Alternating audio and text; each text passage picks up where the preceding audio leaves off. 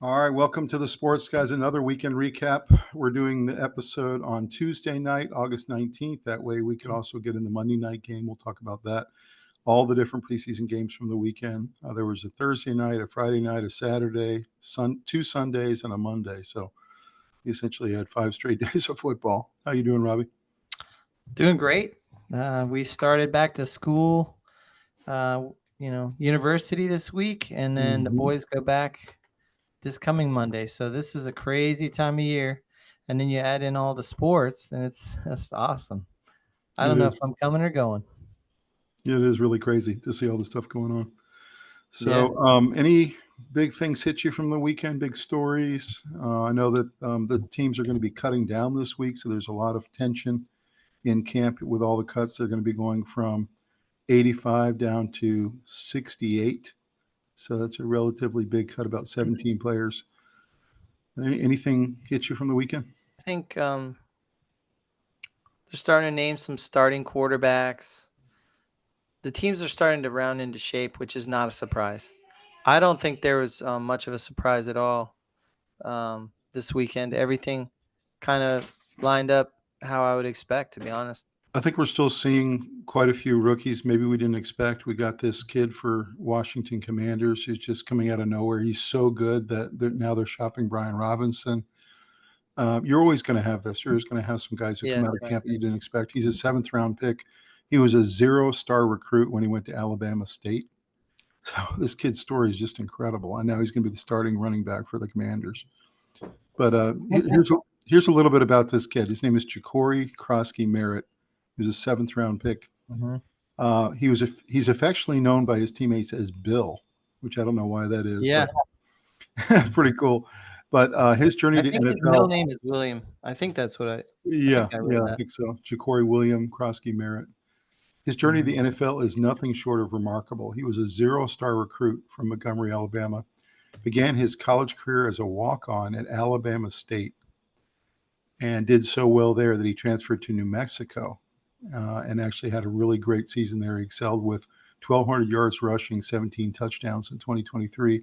And then 24, he went to Arizona, and his season got cut short due to eligibility. So he only played 5 games last year, which they think really affected his stock. So the Commanders took essentially a flyer on him in the 7th round and get this kid that is just tearing it up. Every time they hand him the ball, he scores. So thoughts about kids like him and other stories that come out of camp that you see every year? 2 things come to mind. Number one, it shouldn't be a surprise. Washington always finds good running backs. They always find one, and they're usually not very highly. They don't draft first-round running backs. And they're hungry. Great ones. These guys are hungry. So the fact that Washington found another good one is not a surprise.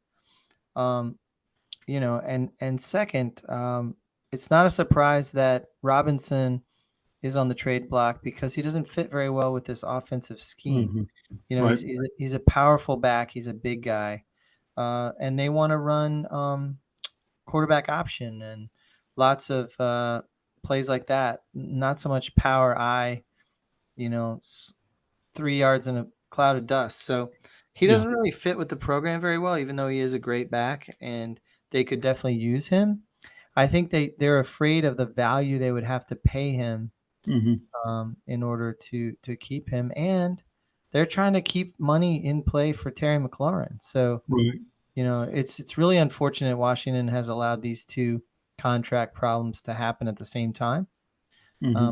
I just think you see the best GMs in the league not allowing this to happen. They find a way to pay or trade well before. I've been hearing this a lot on sports radio where they talk about how Belichick would have taken care of this problem last year. He takes care of the problem a year before it happens. Right. So you never hear big dissension. Plus you get them cheaper if you do that. So you get them cheaper, you get rid of them as they're becoming expensive, and you don't have a lot of dissension in the locker room. That's right. I saw some analysts who follow the Commanders every day, and they said that, to be quite honest, the Commanders would like to keep him, but he wants $10 million a year. They want to give him $3 million a year. They're just so far apart that Oh, I heard it was much higher than 10 million. Yeah. He said he would take between 10 and 12 million. His agents did, but they want to give him between 3 and 5. I heard mid to high 20s. Mm-hmm. So it's just, it's in a situation where he's coming off his rookie deal now. He wants to get his first big contract, and Washington's not in position to provide it. They just aren't. No, and they have to with a rookie quarterback. They have to take advantage by getting players that are a good value. And if you overpay and reach and hope, that's going to overpay. And they're going to sign McLaren. There's no doubt they're letting him go. So, yeah. Robinson is going to be expendable, unfortunately. So it is what it is. Unless he can come to his senses and take less money and realize you make a lot of money by making the playoffs and making commercials and making, that's true. And you're on a relevant team. I mean, he could go from the Commanders to the Cardinals. And now what? No playoffs. So the other guy who's just absolutely tearing up the preseason, and it's not that surprising to me, but it's Trevian Henderson with the Patriots. He's about a third of his plays are in kick returns, about a third are passes out of the backfield, and about a third are runs. And he's just so dynamic. He's so, important to all three phases of the game that it's just incredible the impact this kid's going to have as a rookie this year. So any thoughts about Trevian, and is there any surprise how good he is? There's no surprise. A lot of these big-time programs, one thing that NIL has done is keep players in college longer, which we've all talked about many times. But when they arrive in the NFL, they're so much more prepared. They're training their bodies. They're eating right. They're acting right. They know that their window of time to make their millions is 5 to 10 years. And so they arrive and they're not doing the strip club circuit and the not work hard circuit. It's kind of reverse. They arrive with maturity, so they're ready to hit the ground running and really learn. Look at Cam Ward. He's coming into the building at 4:30 in the morning and watching tape, and he's calling out his team saying everyone needs to be in here. And that's a rookie, They're arriving at the NFL level, and they don't have to be coddled. They're literally almost changing their entire culture with one player. It's pretty incredible. It's amazing. The leader that they were expecting as a rookie, the number one pick, is coming in and making that many changes. And what I'm trying to say is there are so many of those arriving at the NFL, just completely finished products at starting their prime. They're not going to go through 2 years where they have to be hidden on the bench until they kind of know what's going on. They're ready. So if you're asking me if I'm surprised by Trevian Henderson or Ashton Genty or I'm not surprised at all. They're arriving at the NFL ready to go, healthy, very few injuries, very few problems. And most of them seem to have some good advisors around them on what to stay away from. So we'll get into a little more detail about this later, but did you see the hit that Ashton Genty put on the 49ers linebacker? I did. Absolutely trucked him. Yeah. And I was very concerned about Ashton Genty. I knew he was going to be a good ball player, but I was a little bit worried about his size. I wasn't. He's 5'8". He's like a bowling ball. But he's just so solid that he bounces off people. I'm not going to say I predicted him trucking linebackers, but I wasn't too worried about picking him. I would have picked him early. He's one of those few running backs who's just can't miss. Unless he blows a knee out, he's a can't miss running back. Yeah, he's fantastic. I'm a huge fan. So, any other items that came across your wire? Other than Minnesota male cheerleaders. Yeah, we're going to get into that tonight too. And it's not just Minnesota. There's 12 franchises that are picking them on, and I want to talk about that too. We'll get into it. I think the Browns quarterback situation is very interesting, and I know we'll talk about that. It is. Let's go ahead and get into it. Oh. All right, this is our weekend recap, August 19th. This is Camp Cuts Are Near. This is the week that every kind of low-end person on every roster in the NFL absolutely dreads.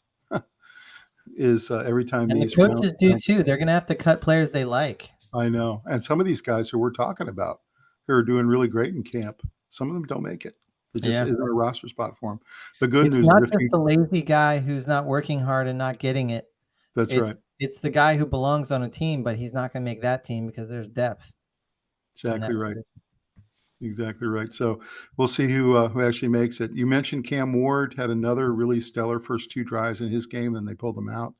Continues to show that leadership. It's really impressive to see how this kid, who's a number 1 pick, but he is a rookie, is performing in camp and how he's performing with his team. And it's just it's exciting to watch. And he got in a little skirmish in practice, so he's got a little edge to him. Yeah, that happened today. He got in a fight and got a little brawl going, and there's pushing and shoving back and forth. And the coaches said they loved it. Yeah. So he's got a chippy aspect to him, which is kind of interesting to watch. I think it's going to be really fun to see how he progresses this year. The other guy who looked really sharp this weekend in his first action was Jordan Love, coming off a lot of injuries last year, kind of an injury-prone season. He kind of limped his way into the playoffs. They were banged up, playing hurt and that stuff. Exactly. He said he's the healthiest he's been in 2 years and that he feels really good. He doesn't have one kind of achy part in his body. Of course, that's going to change in about 2 weeks, but feels really good, is really sharp, was 11 for 13 the other day in the game. And he's just looking like he's totally on top of his game and ready to go this year. So exciting to watch him progress into his 3rd year as a full starter. Any thoughts about Jordan Love? I like the way he plays a lot. I really like the coaching staff there, the culture. The roster is strong all the way up and down. Like they don't have a lot of good. He's got a lot of good receivers and tight ends. He does. He really does. The only thing that scares me is, did you see how Malik Willis played? Yes, I did. That scares me. That's your backup.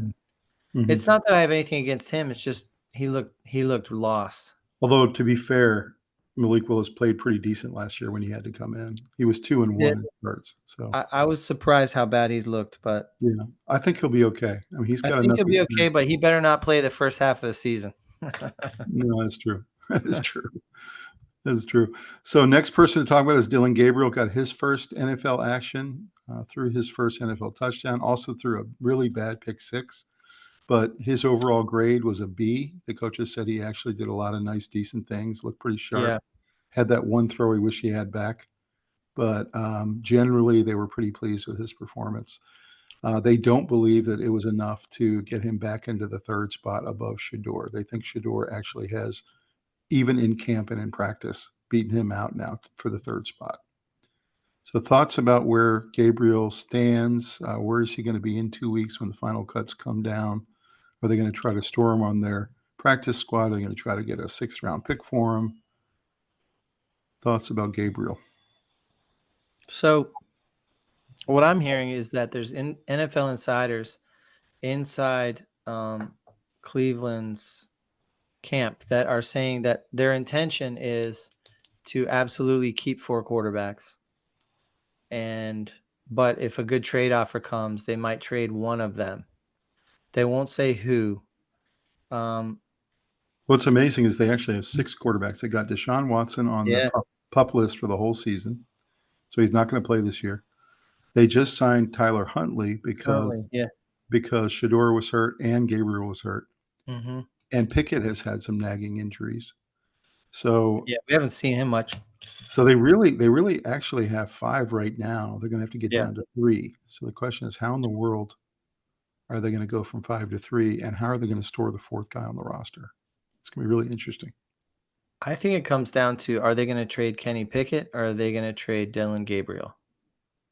I think Dylan Gabriel. I think they end up shipping him out. Maybe 6th or 7th. Kenny Pickett at least has some experience. Right. And that might have value. I think you keep Flacco, you keep Pickett, and then you keep Shedeur as your developmental guy. For me, if you feel good enough about Shedeur as the backup, you could trade Pickett and possibly get a decent pick. They've seen enough in 4 weeks to believe Shedeur has a higher upside. They really believe that for a lot of different reasons. But if they're feeling a little shaky about Shedeur, like maybe he has weird tendencies in the meeting rooms or whatever. I think they'll hang on to the two veterans and then they'll shop Gabriel. Most of But the analysts, if they're feeling pretty good about Shador as the backup, they might stay with Gabriel as the other young guy and get rid of Pickett. what's his name? Pickett, who has a little bit less upside than the other two. I think that's what I would do if I was the GM of the Browns. I would keep Flacco and the two young guys because you're not going anywhere this year anyway. You're probably going to be like a 4-win team. And that's what I would do is try to develop both of them and see which one kind of becomes the better quarterback in year 2.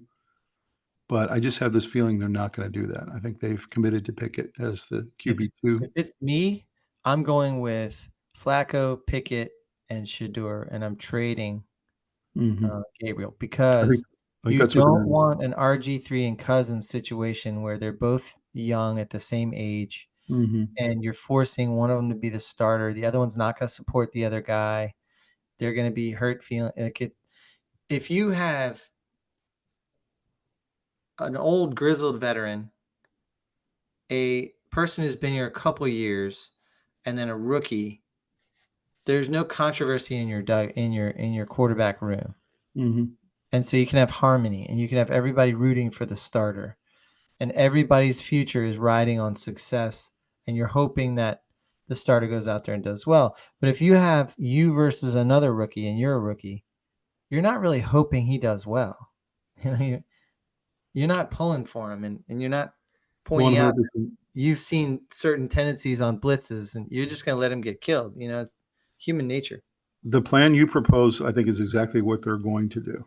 And we'll just have to see. But I think in the end, Dylan Gabriel is going to be a trade casualty. But I would not rule out trading Shador because he's got a little more value in terms of persona and a little more glitz and glam for the NFL scout to get their, notes on. You might trade Shador if you think they're pretty equal. You might be able to get more value.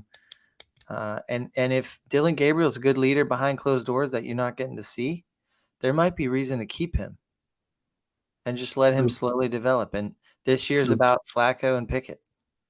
Yep, we'll have to see. So next person we talked about Trevian Henderson. Here's one of his touchdowns so far in preseason. It's just been electric. He scored in all 3 ways, both kick, run, and swing pass. So, I already was a fan of his, but I've just become a huge fan of his in training camp. It's been so much fun to watch him. He's got this infectious energy. He's got his whole sideline completely fired up. And I think he's going to be a big star in this league. It's amazing that him and Judkins were in the same backfield at Ohio State. I know, it's crazy. What? It's crazy. I have to tell you, the AFC East is going to have to watch this guy. He's going to be a big time. So next thing to talk about is your team, the Miami Dolphins. They have a real controversy now for QB2. Everyone was assuming it was going to be Wilson, but Ewers has played so well the last 2 weeks that there is a real question now about who's going to be QB2. Clearly, they're going to keep all 3 quarterbacks. Tua is going into the year as the full-time starter, but we know what his injury history is. So we have a real feeling that QB2 will get some serious playing time this year.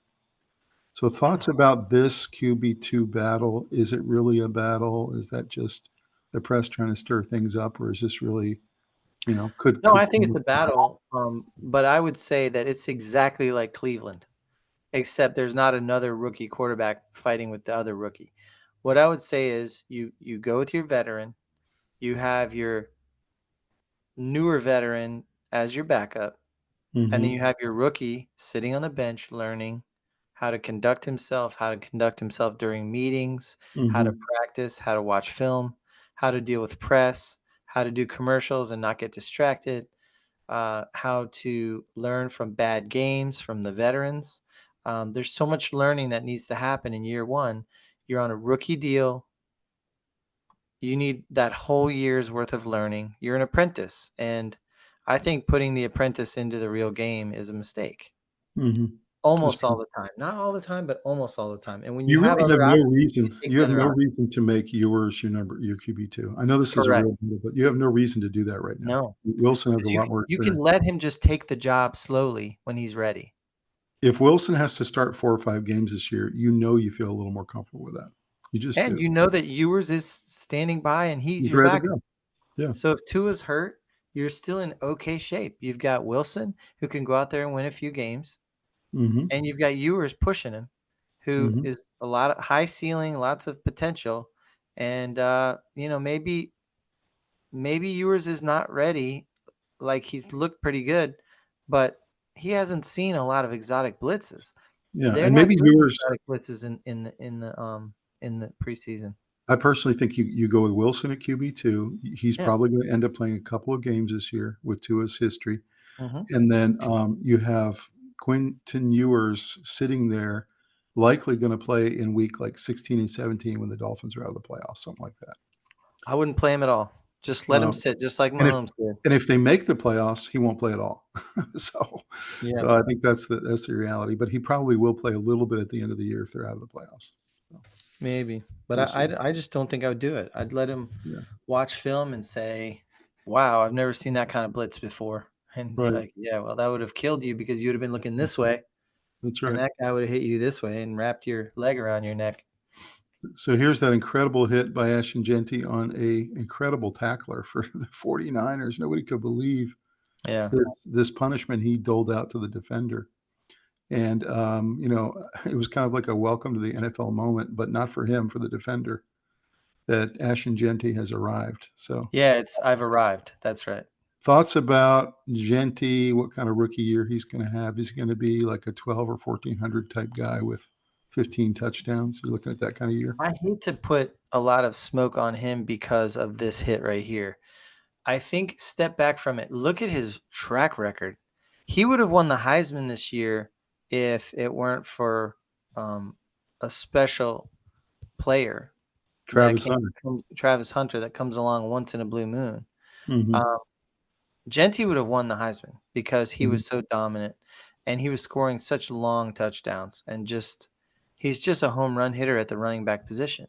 And Mhm. so I'm not going to say that he's Derrick Henry physical, but he's pretty physical and he's very fast. The only And thing I was worried about was his size and whether he could take the punishment because I knew he could be a home run hitter. He's already proven that. you know But what's incredible about now Genty? he not only can take the punishment, but he can dole it out. He's so quick through the hole that you're tackling him by shoestrings. You're not giving him the kind of hit that hurts a running back. You're trying to Mhm. reach in and hang on to a shoelace. And so Mhm. he doesn't take the kind of punishment that someone his size you would think Except for would. this one, he hit the guy right in the chest. Well, right. He could have gone around this guy, but he said, I Yeah, want to show people what I do to one-on-one tacklers. right. Um, he's an incredible player. He's a can't miss player, and I'm Mhm. not surprised at all. The problem with running backs is they break down quickly, so Right. they don't have long shelf lives. They don't have long careers. Could So he be rookie of the year this year? Is that a possibility? possibility, yes. Mhm. I think it's possible too. He should be one of the handful of players in the mix for rookie of the year. Mhm. So next guy to talk about is the guy we were just talking about, the new running back for the Washington Commanders, new rookie who has essentially replaced Brian Robinson. He is just a fantastic story and playing so well. Scored another touchdown last night and almost had another one. Every time he touches the ball, he can rip off another 30 yards. It's pretty incredible how this guy hits the hole. Um, thoughts about him as a full-time starter in Washington? You think he can handle it? He's kind of coming from a small school. I think so. I think there's not a tremendous amount of tread on the tires. I mean, there's a lot of tread on the tires, not a lot of wear and tear, I should say. And Washington is famous for finding these guys. Yeah. So, yeah, I think absolutely. You And take a seventh round flyer on a small school guy, and he just you have pays an dividends. incredible quarterback situation that's just fallen out of the sky, Mhm. and great skilled players. You have great tight ends who are going to be good blockers in there for you. And a Um, very good coaching staff. good coaching staff, really Mhm. good coaching staff. So I love it. I mean, get the guy who's cheaper and don't Mhm. overpay for a Mhm. running back that doesn't perfectly fit your system. Brian That's right. Robinson would be great at many systems, many teams, but not Mhm. necessarily Washington wouldn't be that He's a impressive. hammer. I mean, he's Derrick Yeah, Henry. That's what he is. he's a big, strong back Mhm. who is a hammer, and I don't know Mhm. that running that offense like that is you don't wanna overpay for that position. Mhm. I agree. So the next big story that happened this weekend, very sad to see, was Willie Mays passed away. Mhm. Very, very old in his 90s, had an amazing life, really changed baseball in a lot of ways. Was really one of the first African Americans that people really followed and became their hero and was on their posters on their walls and really kind of lighted up the imagination of baseball players all over the world. So thoughts about Willie Mays? Jeez, what a player. I mean, they're all gonna pass on as they get into their, octogenarian 90s and all that, but, he had an incredible impact. He was one of the handful of greatest players of all time, Hmm. and just was very likable, and fans loved him. He was just an amazing player. He was a giant, literally. He was. It was pretty cool. Last night at all the games all across the league, they did a Willie Mays tribute. On every single scoreboard around the league, they did a tribute to Willie Mays. So that was really cool last night. Mhm. Yeah, that's too bad. He had a great life though. He really brought a lot of class to the sport and represented a difficult racial time. And he Represented was himself very well. he wasn't just good, he was exciting. Like, he was kinda Yeah, like the Deion Sanders of he was baseball like back then. Dion. Yeah, Nobody had seen a guy like this exciting. Like, yeah. the way he stole bases and the way Couldn't he take stole their eyes home. off him. Yeah, It was really pretty cool to watch. yeah. So last, story here that and then we'll get into the rest of them, is the Brewers are the hottest team in baseball. They Hmm. just won their 14th straight. They've taken over the division from the Cubs, and they're just winning it going away, and nobody seemed to be able to stop these guys. Not only can they pitch and only give up 1 or 2 runs a game, but their bats have just completely heated up. Do you think they can carry this into the end of the season? I mean, there's apparently the odds in Vegas for the Brewers to win the World Series have gone way, way up. Yeah, I don't see why not. I mean, it's weird though because you have the Dodgers kind of struggling right now, right? Mhm, they're about to lose And their lead, yeah. yeah, and but at the end of the day, is anybody worried about the Dodgers too much? I mean, Yeah, they, versus the Brewers, they're yeah. gonna figure it out. They need to Mhm, decide their 13 best pitchers and kind of go in that way and buckle down. But I think the Brewers are for real. They have really talented roster. They're doing everything right. The question is, are they peaking too early? I don't think so. they're I also think the they're hottest gonna be hitting solid. team. They're the hottest hitting team in baseball. If you like offense, you like the Brewers. But Yeah, my concern is when you get into those playoff games where it's 2-1, 1-0, because pitching is really king in the playoffs, yeah. and I wonder if the bats cool off at that point when they play like It's the Dodgers. funny. It's funny that I see them in wearing a lot of yellow Mhm. because they kind of remind me of the Savannah Bananas, Yeah, they do.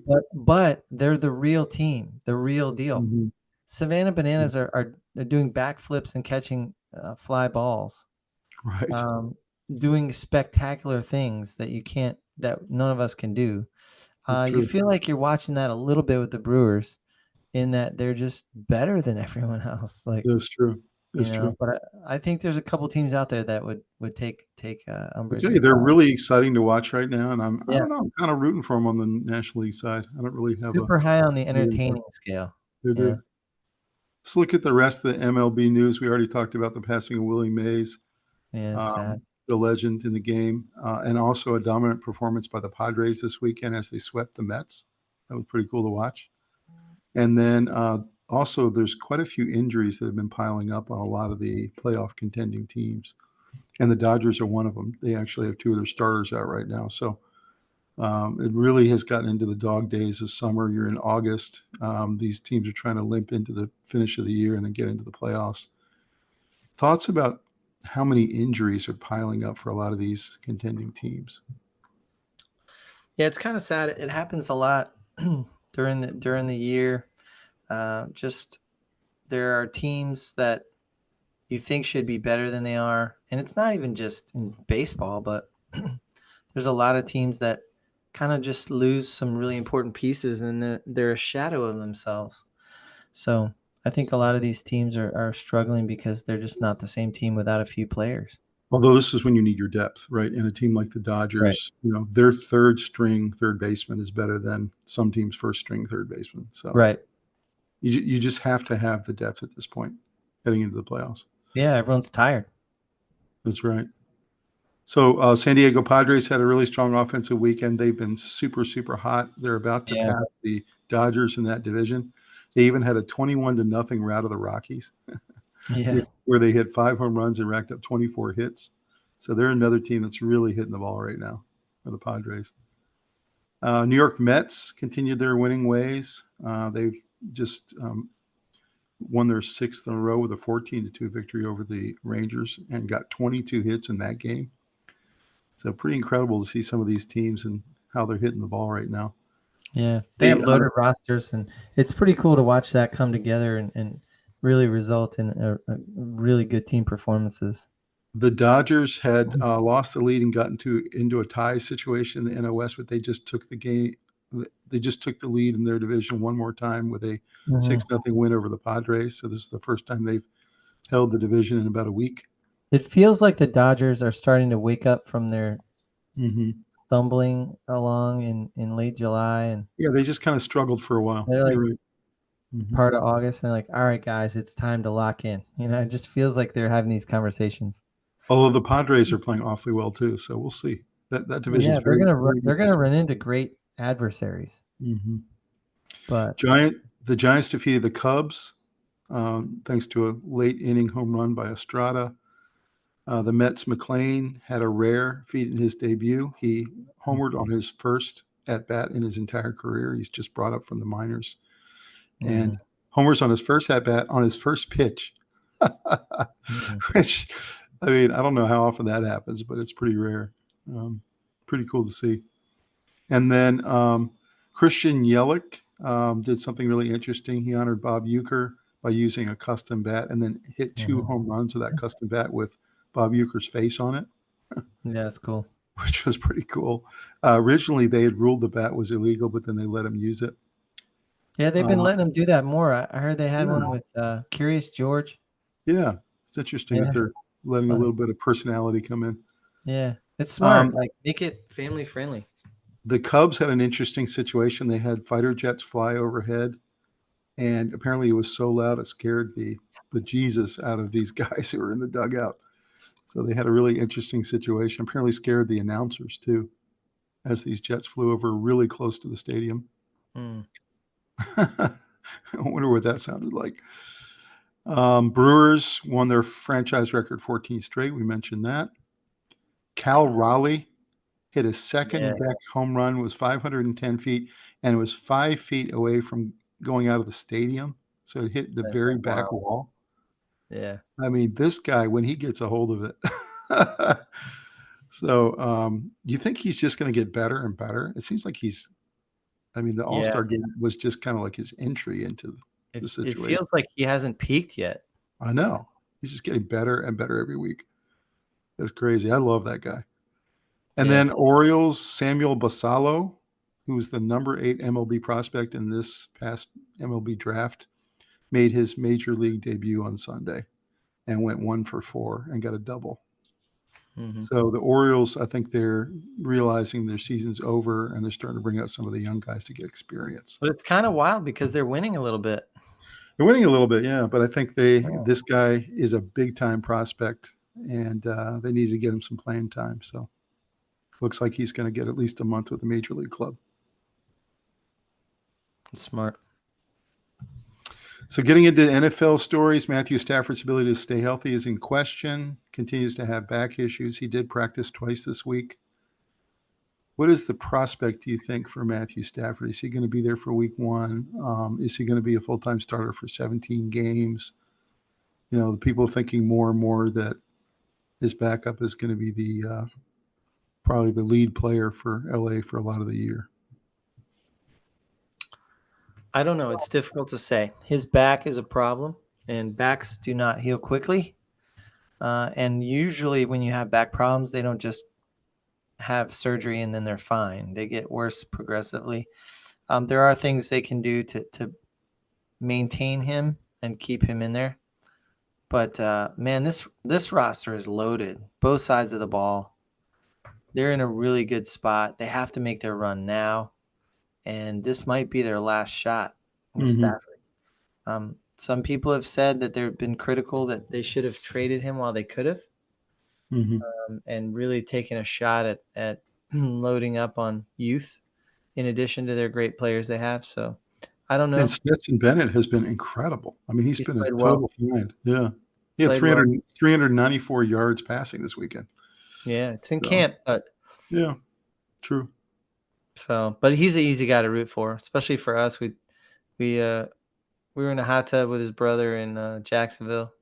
Right. Pretty cool. But Stetson Bennett, we've been hearing about him for a long time, and he was one who stayed a while in college and got mature. And I guess when you get that work ethic with the maturity and you arrive at the NFL and you're willing to do whatever it takes, you're going to beat out the young hotshot rookie like Manziel or something who's not going to take it seriously, and you're going to prevail, you know? Do you think with the Stetson Bennett situation, he's played so well that they can feel okay going into the season knowing they've got two options? I think so, but I do think there's a little bit of heartburn. Yeah. Stafford's back might just go out, and that's it. And there's people picking the Rams to win that division this year, but I don't think that's possible without Stafford. I mean, I know Bennett's had a nice camp, but I don't see that happening with Stetson Bennett. There's a lot of talent on that roster on both sides of the ball. True. It's a pretty talented roster. It's one of the top handful of rosters in the NFL. So if they can just get some productivity out of the quarterback position, they'll be really tough. So another team dealing with a lot of big injuries on both sides of the ball are the Chiefs. They're just kind of nagging injuries all over the place. Their injury list is much larger than most teams. I know that Colin Cowherd and others have picked them to make the playoffs this year, but to be a wild card team, and they're picking the Broncos to win that division. And they're thinking the Chiefs may take a minor step back. We're not talking a major step, but do you think that this could hurt the Chiefs as they limp into the season? All these injuries. Yeah, I think it hurt them pretty badly last year. And it definitely hurt them in that Super Bowl year. So really comes down to the health of all the players around Mahomes and Mahomes, of course. And he's not good enough to the point where he can win without offensive line play. That's all their starters. When their running back goes down, their backup isn't as good. They've been glaringly weak in the wide receiver position for a few years now. So this team doesn't have a winning roster that can win the Super Bowl with injuries. It's not going to happen. Although they were very banged up last year, and I think it was maybe one of Andy Reid's best coaching years ever, and Mahomes' best years ever, because they went 15-2, and they went to the Super Bowl when they had essentially a depleted roster. Yeah, so, I got to tip my hat because they did a magical job. Yeah. So, but I don't think you can keep repeating that, you know. So is it possible to go 15-2 again with all the injuries? I don't think so. Not with the way a lot of these teams have improved themselves. You know, do you want to play the Broncos with your squad injured? You know, not really. Like, there's a bunch of teams out there that they got the Chargers in that division. Chargers, the Raiders are improving. So yeah, Raiders are improving. You know, you don't want to sleep on them, or they'll take one from you. So yeah, I think they need to stay healthy if they're going to do it again. We'll have to watch that situation. So next one is Chargers must adjust to life without Rashawn Slater. This past weekend was the first game that Joe Alt played at left tackle. Seemed to do an okay job. They gave him a B- grade. but of course he's still learning a lot of the protections over there. And they brought in their second string right tackle, who's also still learning the position because he's relatively new to the team. Can the Chargers get this figured out in 2 weeks? I mean, a lot of times lines take, a season or two to really gel. Can they get this figured out? I think so. I think they have real good leadership in there, on the coaching level and in the offensive line level, quarterback room. They have leaders, so they're going to be able to keep everybody on task. And I think Harbaugh's a really good coach. He builds cultures, and so next man up really does mean something when you have a good culture. So I think they can do it. It's hard to lose such an important player this early because you just don't know what's next. You might lose 3 more great players, Right. at which point you start to really suffer. Well, just think a month ago they thought they were set, and all of a sudden everything's thrown up in the air. Yeah. So it's going to be interesting to watch. They have a really good coaching staff. I believe in their front office. I do think they'll figure this out. They'll be good unless they continue to go down the injury road, at which point the wheels come off for every team, no matter what. If you lose some of your most important players, like if they lose Joe Alt, they're going to see a real. If they lose Joe Alt, it's over. If they lose their quarterback, it's over. If they lose, they have to protect Herbert. Or they just Lad McConkey, right. It's just not going to be good enough without him. That's right. The next one is the Browns quarterback situation. You mentioned this. It's going to generate a lot of chatter in the coming weeks because everyone wants to know who's QB2, who's QB3, who's QB4. Apparently, Stefanski wants to announce that right after the third preseason game is over. So likely on the Monday after this weekend, so next Monday. Any other thoughts on this situation? I know we kind of beat it up a little bit already. I think there's about 4 different ways they can go. I'm not sure what they're going to do. I think you stay with all 4 when it's a compromise. The owner wanted one guy and the head coach wanted another rookie. And so you stay with the safe veteran and there's no controversy. But the reason that I think 4 is not a smart idea is this is a 3-win team that doesn't have a lot of depth. Yeah. And now you're going to make it even less deep by taking a roster spot. Well, I think what they would prefer to do is trade one of them. Right. And I think they want to see who has the most value.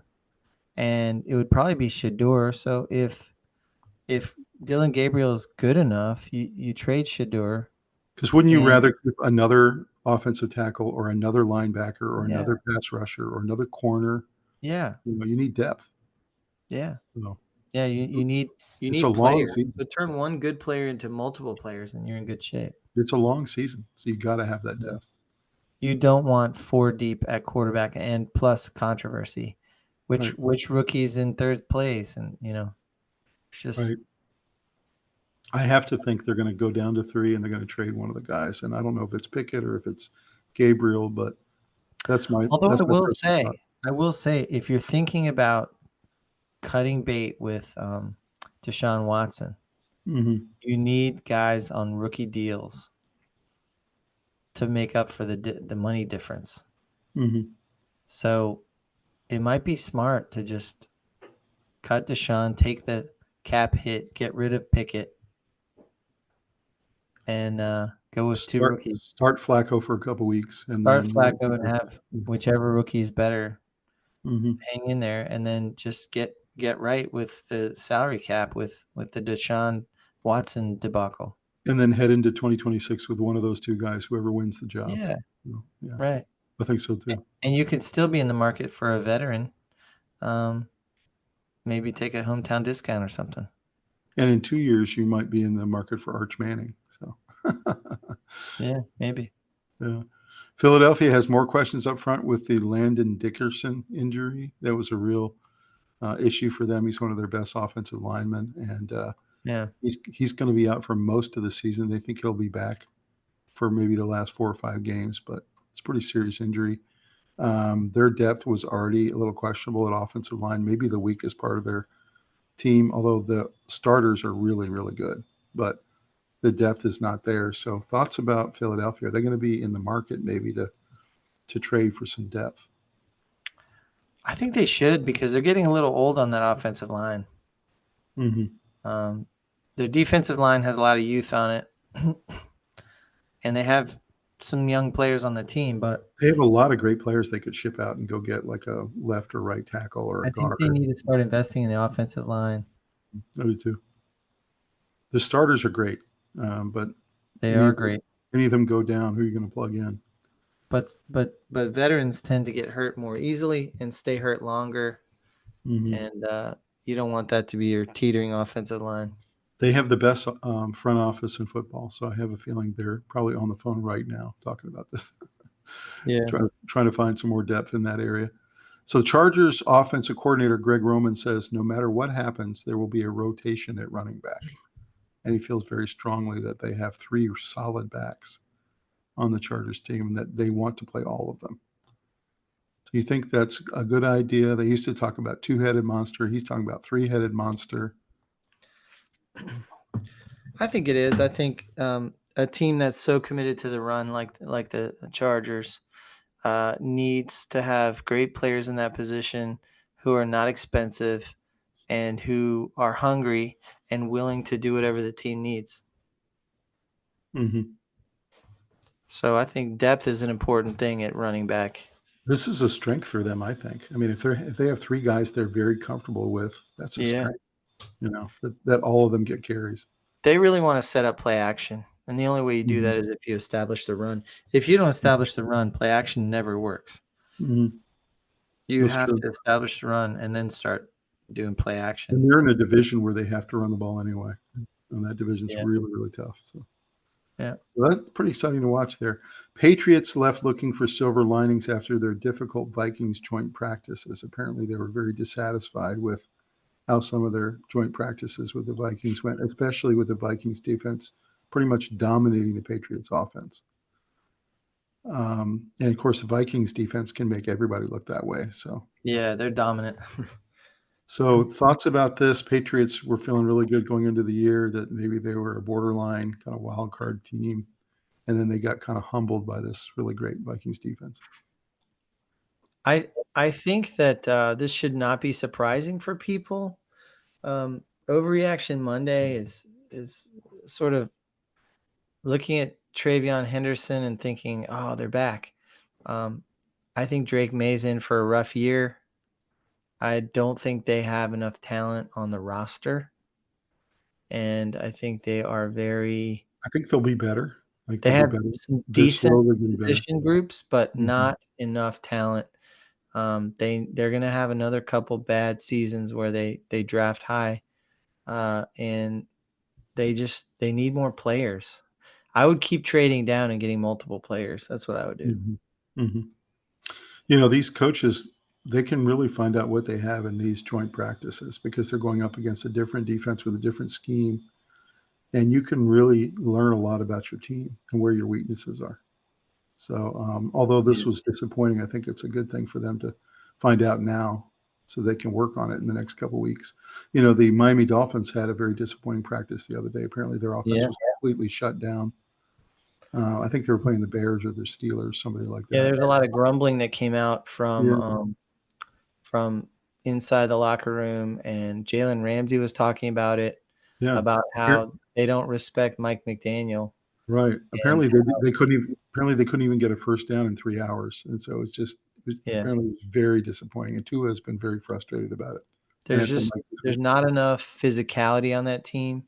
There's a lot of speed, and the coach just doesn't preach it. He doesn't teach toughness. He teaches skill, and that there's no smash mouth. Essentially, there's no smash mouth. And as soon as any pressures come on, they get rid of the run. They go straight to throwing the ball every down. So they're really easy to defend. They have some problems. They do. So apparently Sam Darnold is reportedly acing it in Seahawks camp. I mean, apparently they are just giddy at how well he's playing. And they're super, super excited. And there's a lot of people that have been revising their projections that Seahawks were a borderline playoff team too. They're going to make the playoffs. So thoughts about Darnold. Had that great year last year until the playoffs, but really played well and looks like he's very comfortable in Seattle. I think Darnold is a good player with a limited ceiling, but he doesn't make that many mistakes overall. Did not look good in the playoffs, but looked good all season. So he can put your team in a position to fight for the playoffs. And then when he goes up against the premier defenses, I think he folds. Yeah, I think so too. That's exactly where I put him. You think they could have a 10-win season though? I think he should be the best backup in the NFL. And borderline starter. Yeah. I think if you make him your starter, you're probably not going to the playoffs. But do you think he's capable of a 10-win season in Seattle? Do you think that's a possibility? And make the wild card, something like that. Yeah. I mean, possibly. Mm-hmm. I see them at 9-8, 10-7, somewhere in there. I think they're going to be better. Decent. I don't think 10-7. I think they're going to be 8-9. So we talked about the Miami Dolphins overreactions. Quinn Ewers, QB2. Is that really a possibility? Could he really have taken it away from Wilson? And then Ollie Gordon at RB2. I told you last week that Ollie Gordon has been the Dolphins version of some of these other great rookie backs. It's come out of nowhere, and it's just been running really, really well for the Dolphins. I think Ollie Gordon legitimately could beat out Jalen Wright. I think he is more likely to be RB2 than Ewers is QB2. That's what I think. Correct. That's right. Yeah. But I think it's really nice that Miami is starting to get some of these young guys to come along. That's a good sign. Apparently, they're not super happy with Jalen Wright. Right. I think that's right. And Ollie Gordon has been running harder. He really hits the hole harder. Yeah. So rookie running back Bashul Tootin, who you were talking about a lot in the draft, how you really liked him, is really gaining steam at Jaguars camp. And a lot of people are talking about him. He's a very good running back. And they really think they got something in this guy. The Jaguars really like him. I think the Jaguars are going to be a little better. I mean, they've had enough good drafts in a row. Do you think rookie Tootin could really have an impact this year? I mean, is he going to get a lot of playing time? I don't think so. Not on a huge scale, but I think he could round out an offense, make it more well-rounded, and certainly present more problems for an opposing team. And if the starter gets hurt, he can come in and contribute, right? Yeah, instead of pinning your ears back and going after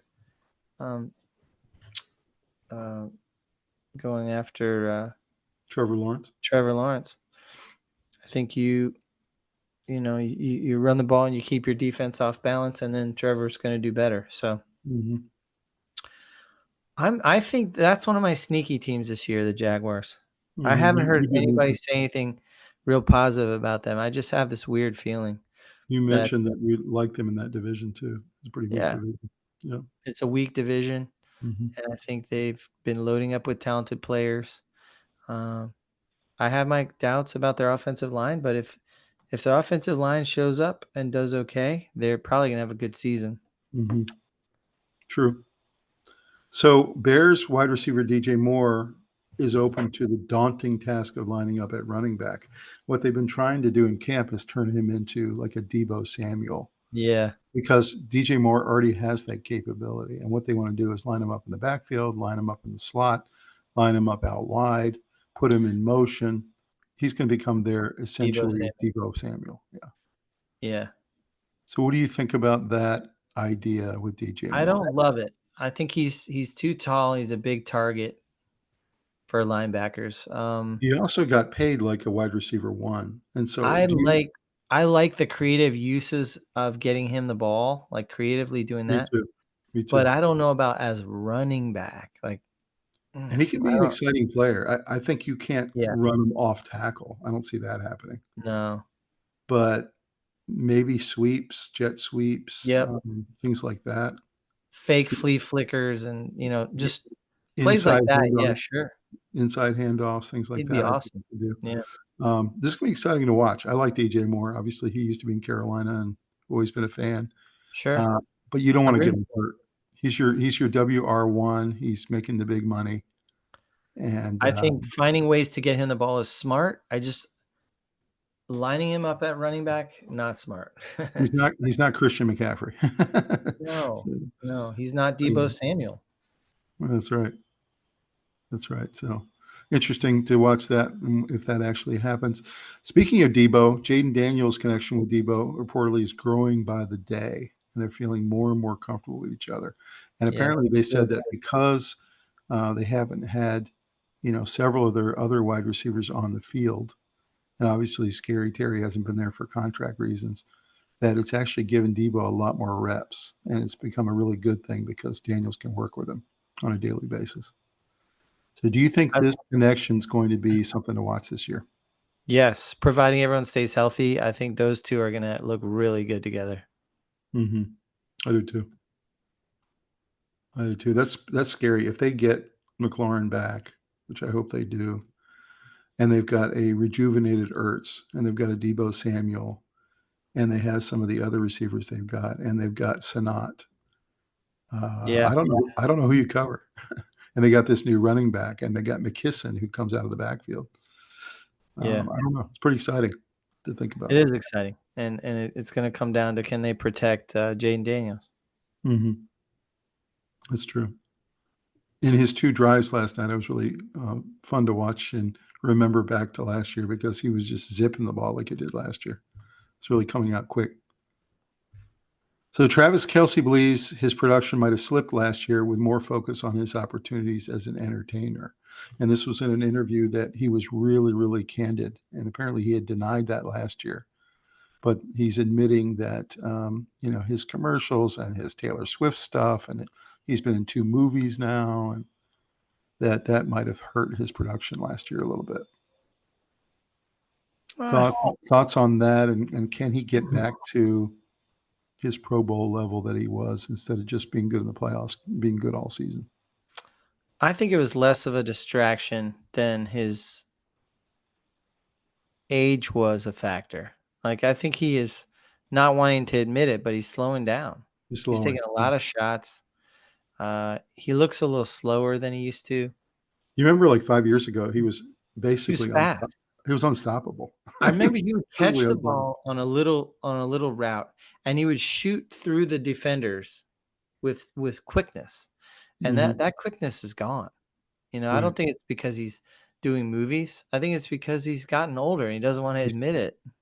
He still has the hands, and he still runs really great routes. Still runs great routes, and he's a baller. He, when he does the pitch and the crazy, he's a football player. He's a incredible baller. And game he day also guy. produces at big times. Like you said, some guys are great on game day and some are not. He's great on game day.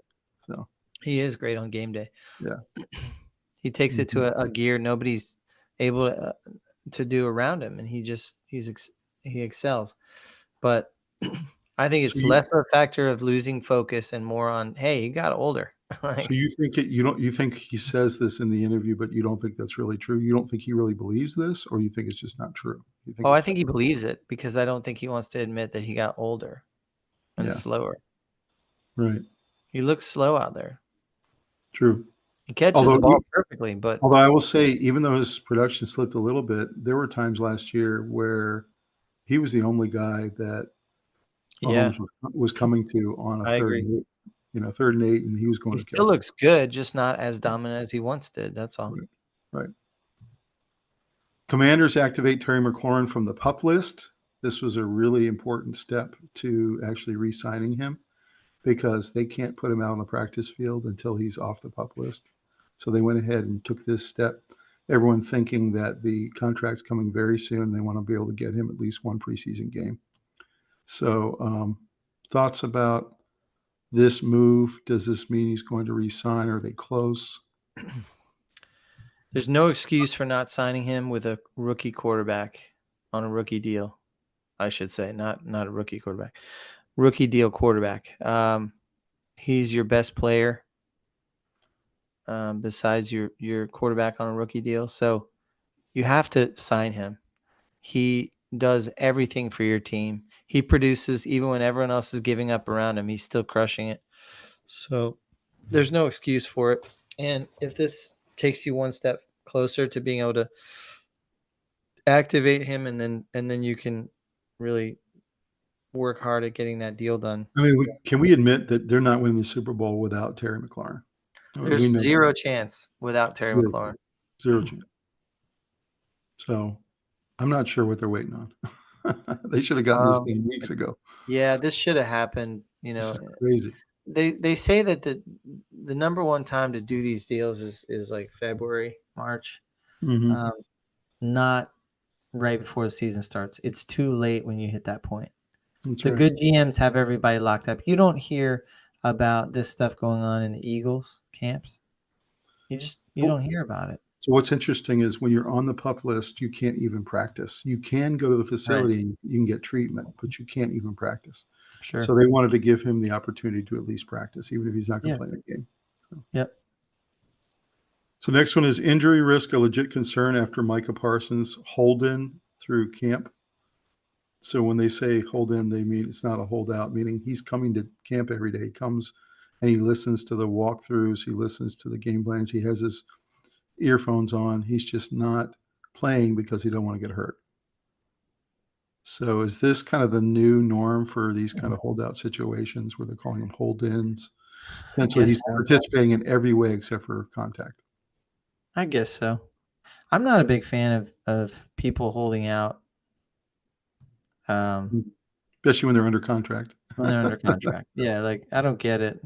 If you're under contract, you still have a year left on your deal, you play. That's what I think. I mean, he's still the number 10 paid guy.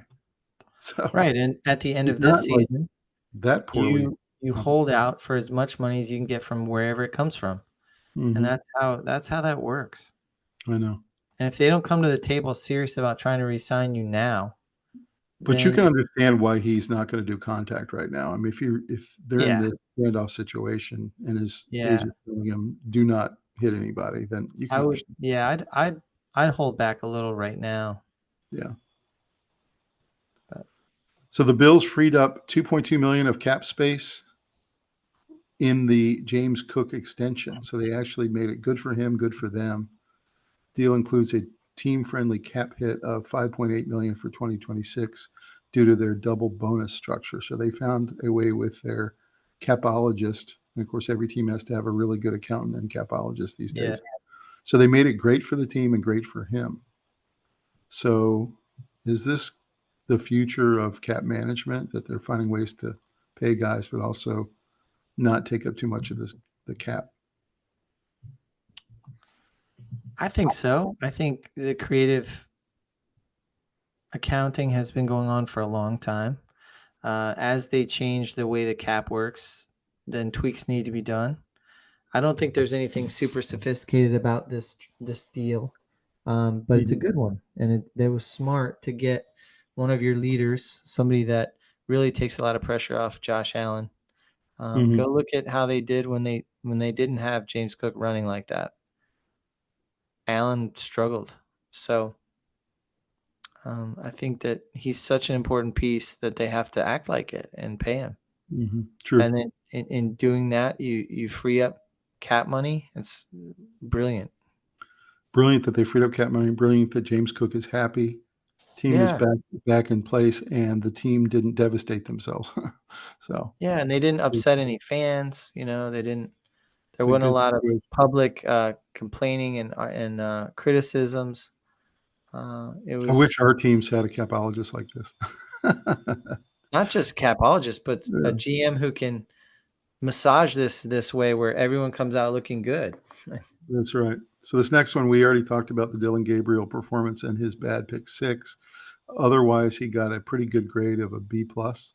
Yeah, I'll tell you, I saw it, and I thought it was a pretty good performance. I mean, it was a bad pick 6, but it was pretty steady. I think he definitely looked like somebody that should be on an NFL roster. He definitely helped himself. And what's interesting is they've now given Shedeur and him both a chance to really show their wares. Yeah. So if one of them gets shipped out, they've got something on tape to show they can play at this level. So I think he could easily be a backup on the bottom half of the teams in the NFL. Easily. He could be a number 2. True. I think Yeah. he ends up getting shipped out. That's just my prediction. Some other week 2 takeaways. Giants rookie Jackson Dart continues his red hot summer. He had another great performance, even better than week 1. He just looks so comfortable in this He offense. does look good. He looks confident. He can make every throw. He doesn't throw it into double coverage. He can hit the small windows. He can make the deep bomb, and then he can also make the touch throws. I don't know, man. I mean, I know he's probably not going to play much this year, but I think they found themselves a quarterback. Yeah, I mean, he's had great coaching all the way up, and he seems very coachable. He's very open to coaches coming down a little bit hard on him, but in a fair way. But he seems like a really good locker room guy, and the light is going on for him really early. It is, and he and Cam Scattaboo apparently have become friends, and they're hanging out off the field. They're going to eat steaks together and like have a beer together, and apparently they're becoming friendly off the field as well. So, yeah, two rookies hanging out. I think both of them are going to have impacts in the next 2 years. Agreed. So let's look at the scores from the past weekend. Titans win 23-20. Nothing major from this game. Cam Ward looked good, looked sharp. Any other thoughts about Cam Ward? You know, they're limiting him to 2 possessions. I think he's on his way to being a great quarterback one day. Still got a long way to go. It'd be nice if they could let him sit for a little bit and learn, but they don't have that luxury. It's true. I do think the Titans will be better this year. I don't see them as a playoff team. I think they're still a year or 2 away. They still need more players, but he might be a Jaden Daniels type phenom. I do like what they're doing, and I think they've had a couple of good drafts. They need about 1 or 2 more. Yeah.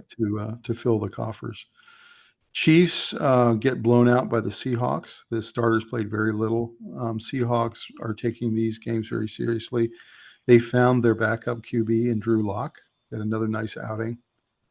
And then, of course, we know the starters can be Darnold, but Seattle's looking pretty good, man.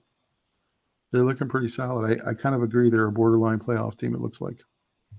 Yeah, I don't know about them. I think they're going to be probably start out pretty good, and I think just real life's going to get them. I think they let some really good players get away, you know. True. And I don't know. I think they look very competitive. They're going to be one of those teams. They are competitive, you know.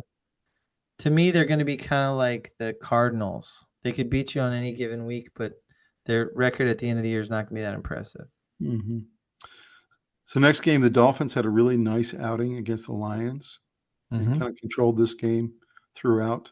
Both Wilson and Ewers had nice games. And as we talked about, they're in a kind of a QB battle.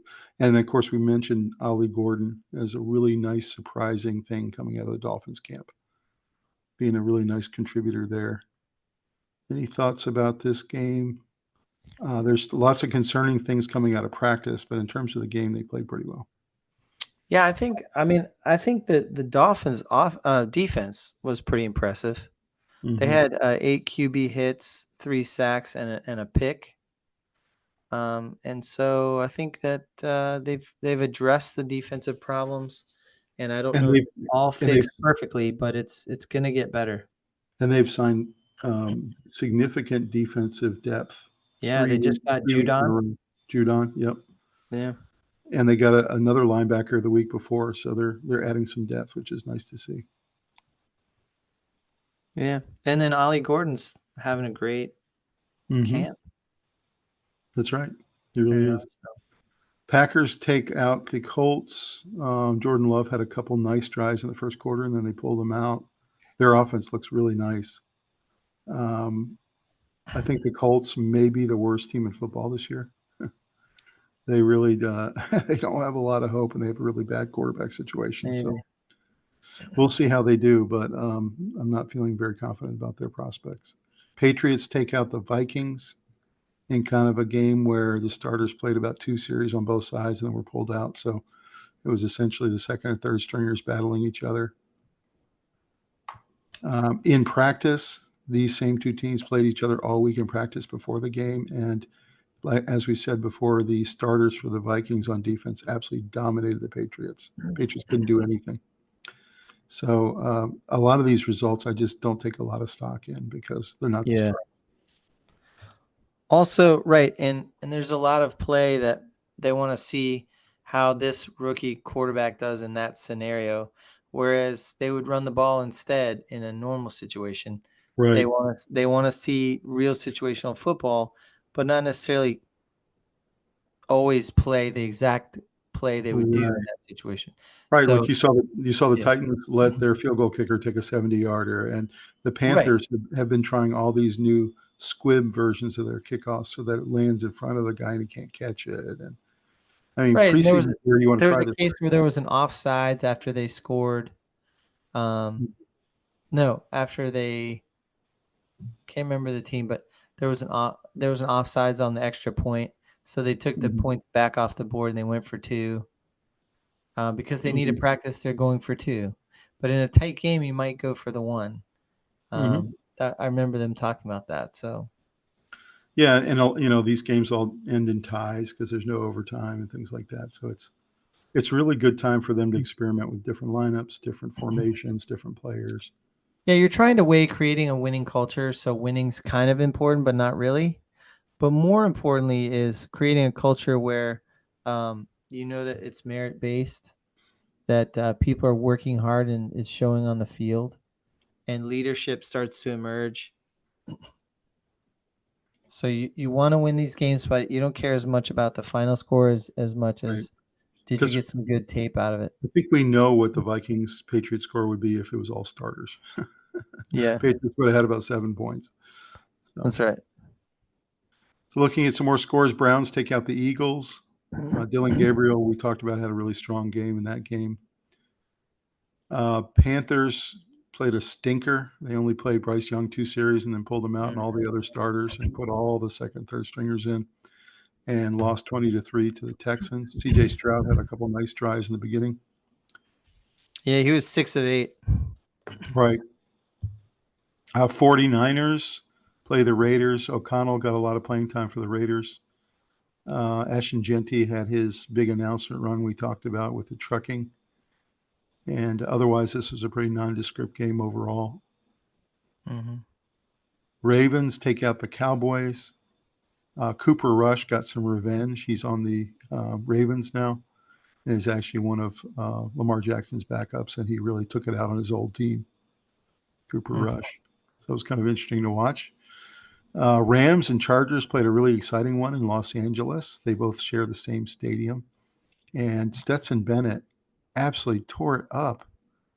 28 for 40, 324, and 3 touchdowns. So people in LA are already calling for him to start. You know how fans are. Stetson Bennett should be our starter. The most popular guy in town is always the backup quarterback. Yeah. So thoughts about this game, 23-22? I think you got to see a lot of potential players that are going to make that 53-man roster. I think that the Rams are still a very strong squad. I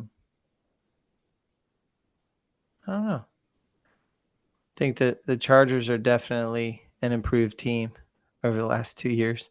They're formidable, and they have a really good roster too. So That's true. That's actually a really good matchup in real life. That's a great matchup. Yeah. If you played that real game, man, that'd be very highly watched. It'd be a great one. That's a great matchup.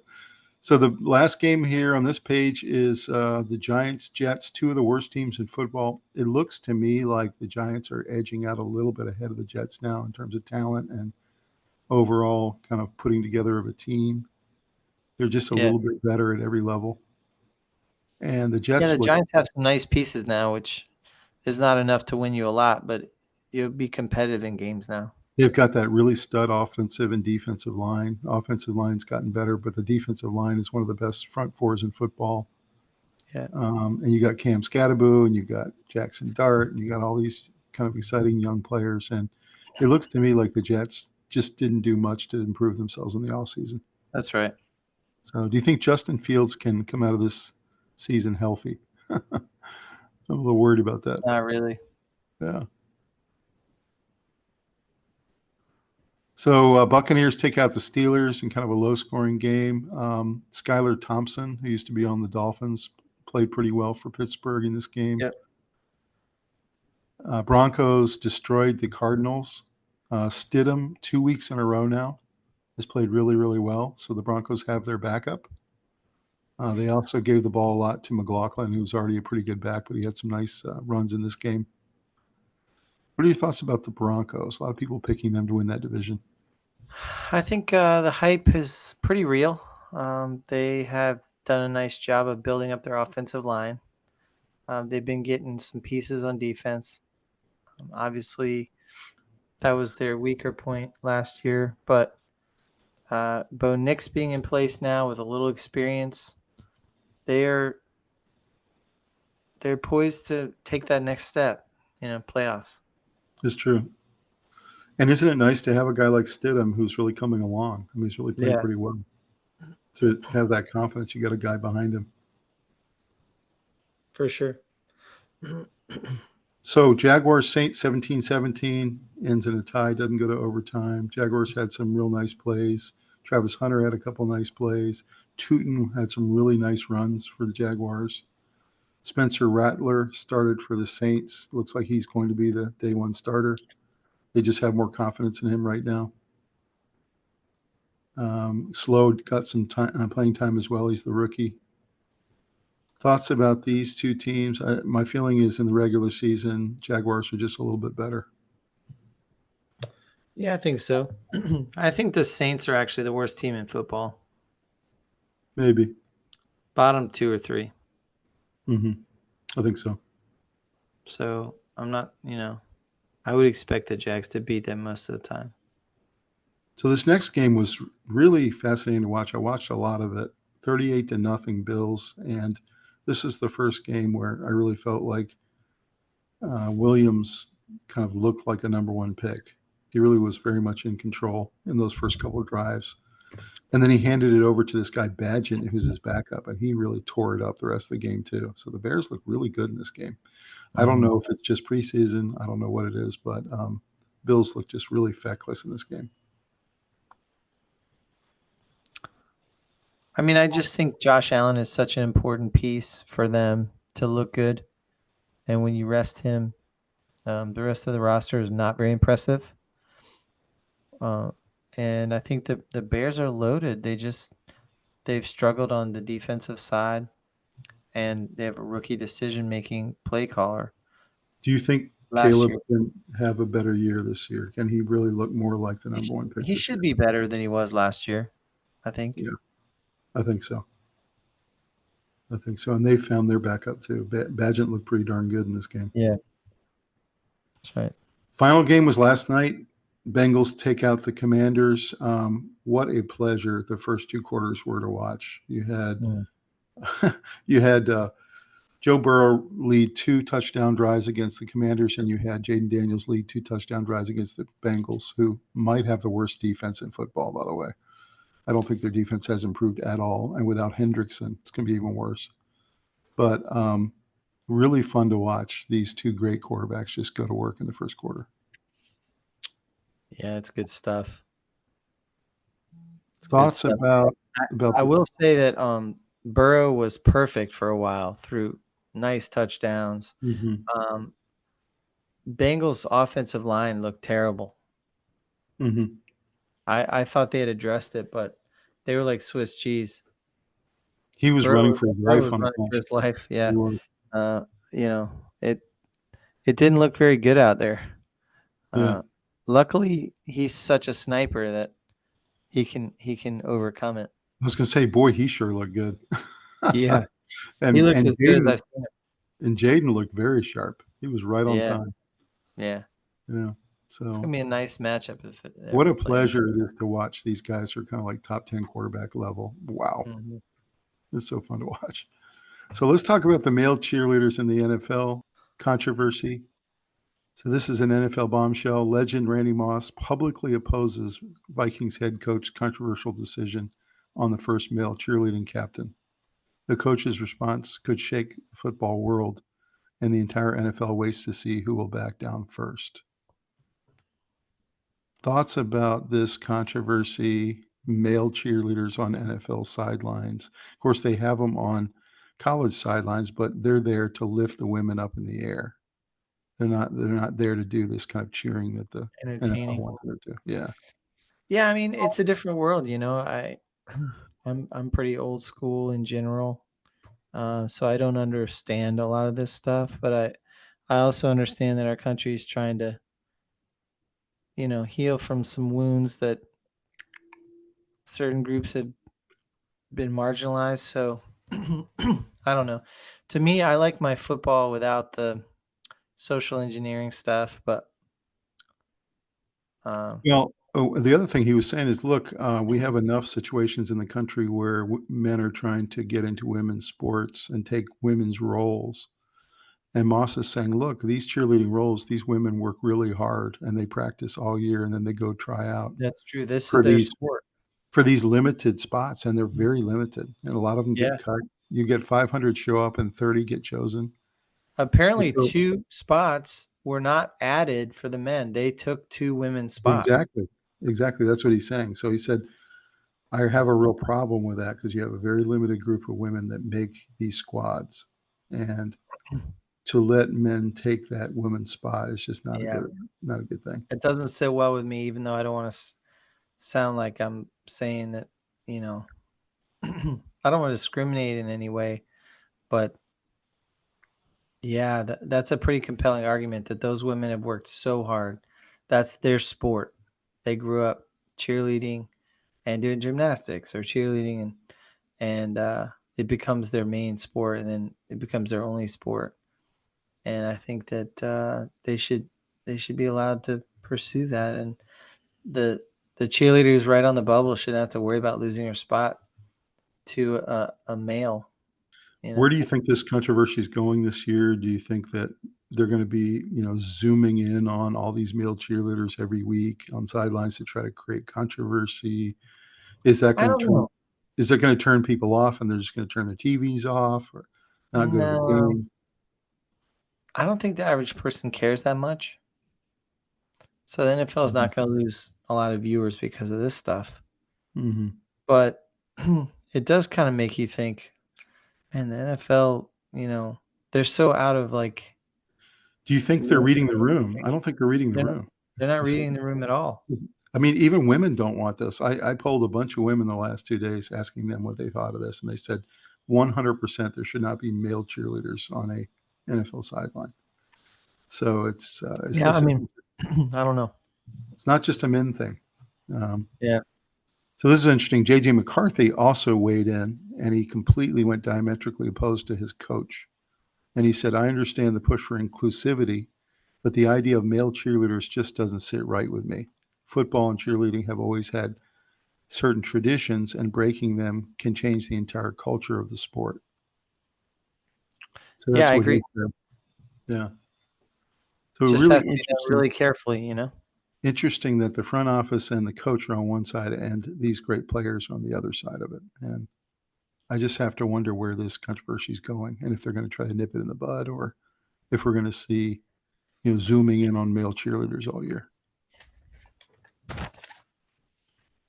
Hard to say. I don't think it's going to be a huge controversy. You don't? No. Not like the kneeling was, that kind of thing? No, I think the NFL learned its lesson on going too far to make public statements that are not football related. So these 12 franchises are facing major backlash because they've decided to all have male cheerleaders. There's one male cheerleader on the Carolina Panthers, my team. All these teams, Vikings, Ravens, Rams, Saints, Eagles, 49ers, Patriots, Titans, Colts, Chiefs, Buccaneers, and Panthers. All 12 of those have at least one male on their squad this year. So, final thoughts on this controversy. I don't think it's going to be a big controversy going forward.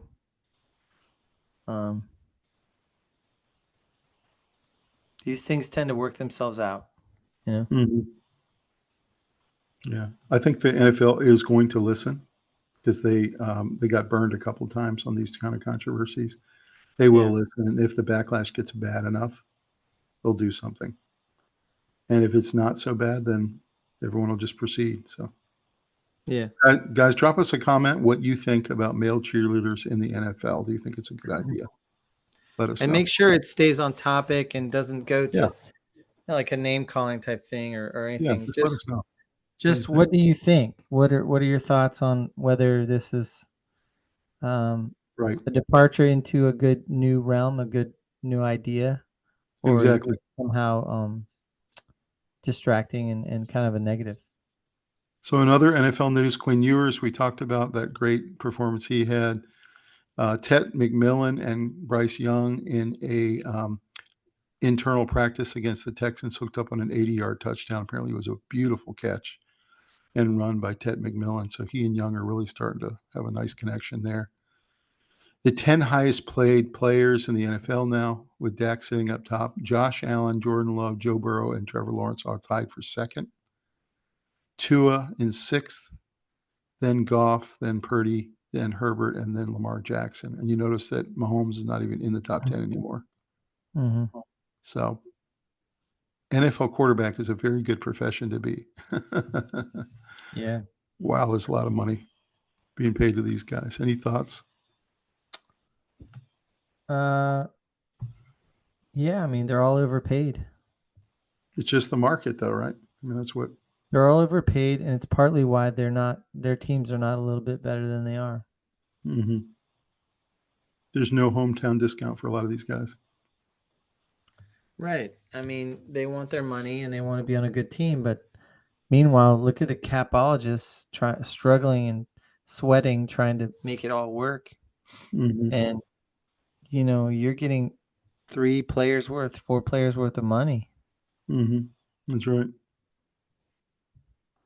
So teams to score 40-plus rushing touchdowns in a season has only happened twice in NFL history, and both times it was by the Eagles. Once in 2022, they scored 42, and then last year they scored 40. In 2022, of course, they lost the Super Bowl, and then 2024, they won it. So what does this say to you about teams that are committed to running and teams that get a lot of rushing touchdowns? Obviously, it's a very successful strategy, and it opens up the pass. It opens up your play action. Mm-hmm. You can control the clock. You can control how long your defense gets to rest. If you can effectively run all the way down the field and break the will of your defense that you're facing.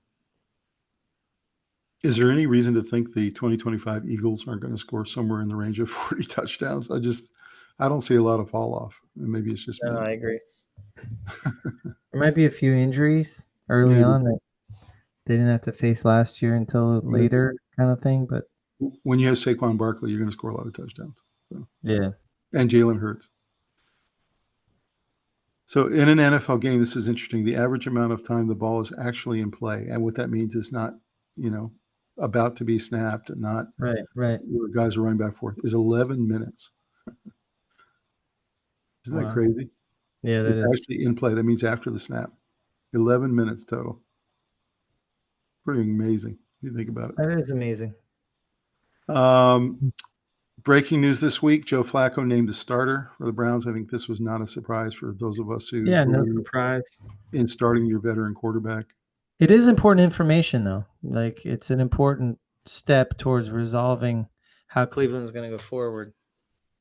Mm-hmm. He did take them to the playoffs 2 years ago. Still a pretty solid option.